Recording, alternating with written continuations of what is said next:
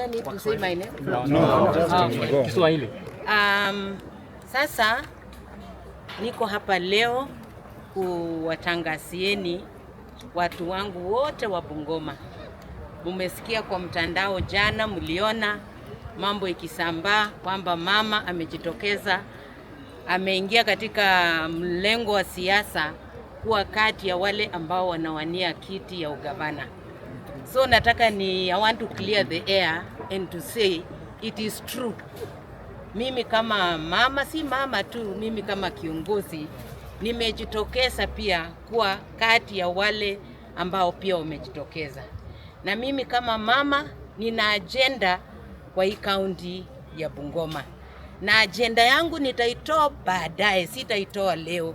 Lakini nina mpango mzuri vile tutanyorosha hii kaunti ya Bungoma inyoroke vizuri.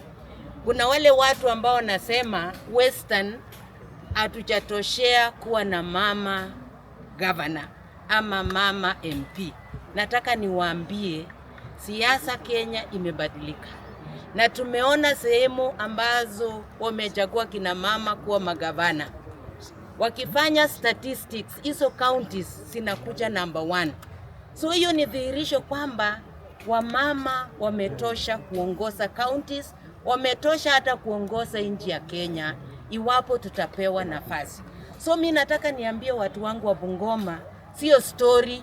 Mimi nimejitokeza na niko tayari tupambane na wale ambao pia wamejitokeza. Unajua kuna wale ambao wanaona kama ni vya koko. Wanaona hii yani kama ni ndoto, lakini sio ndoto, ni ndoto ambayo itakuja kutimia.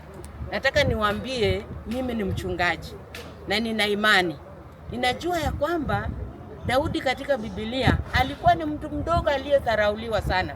Kulikuweko na kina Goliathi, watu wakubwa, wenye vyeo, wenye pesa. Lakini Daudi alidharauliwa, lakini yeye alijitokeza, akajiamini na akaamini Mungu wake. Daudi aliokoa nchi ya Israeli. So mimi kama mama nimejitokeza niokoe Bungoma. Asante.